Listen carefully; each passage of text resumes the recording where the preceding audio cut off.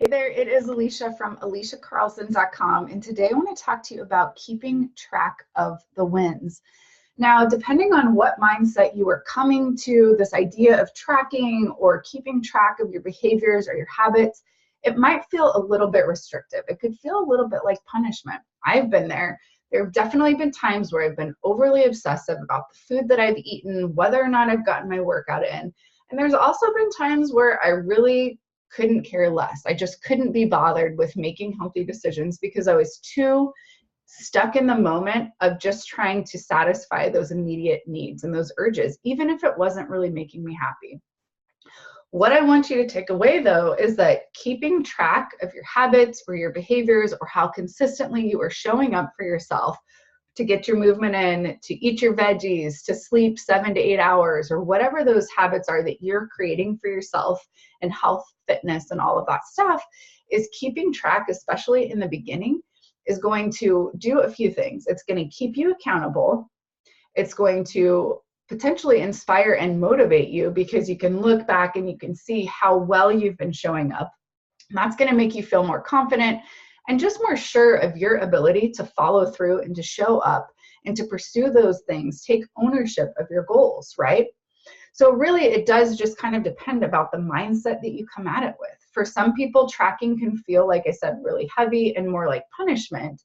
And if that is you, if you feel like you've really been meticulously counting macros or keeping track of things around your health and your fitness, then you might want to take a little bit more of a playful approach to this.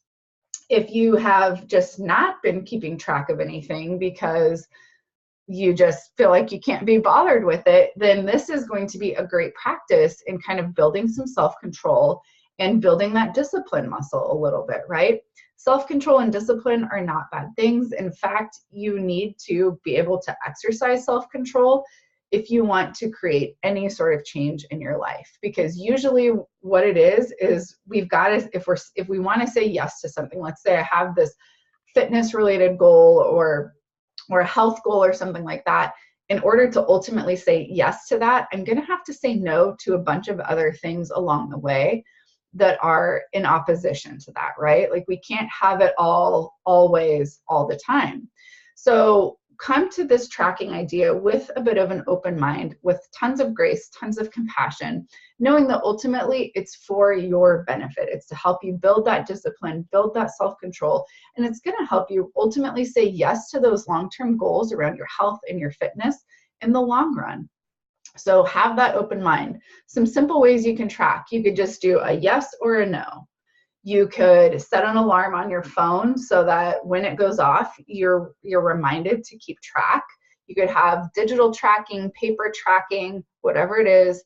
If you're working with a coach, setting that alarm is also helpful in making sure that you get checked in with them and things like that. You could do a more detailed log if you are somebody that really likes detailed work.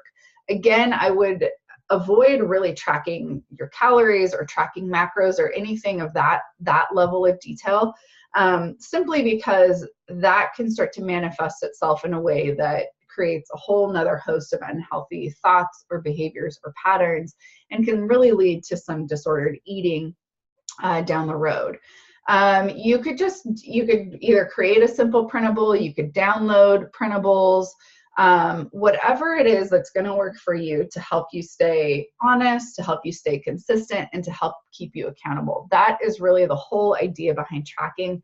And just like anything else, it's going to depend on the heart that you approach it with, right? What's your intention? Is your intention that you want to get better, you want to reach your goals? Then come at tracking or come at anything with that intention and with that mindset. If you are approaching your weight loss goal or any other fitness or physique related goal from a place of maybe self-hatred or lacking compassion, lacking grace for yourself, feeling like you have to reach those goals so that you'll be worthy of love or acceptance or so that you'll be enough, then you've got to change that dialogue. You've got to change that mindset first. And then that's going to enable you to approach tracking just like anything else with a different, more open mind, and put you in a place where you're going to be a lot healthier and a lot happier in the long run. So hopefully I this helps. I'm hoping that you don't feel like tracking is a burden or tracking is something that you have to do so that you can make sure you're following the rules, but rather it's just one additional way to make sure you're staying accountable so that you can reach those health, those fitness goals that you have set for yourself. Hope you have a great rest of your day. I would love to connect with you. I'm on Instagram at @AliciaCarlson_. You can, of course, leave a comment below. Please do share this. We're trying to get this message out to as many people as possible.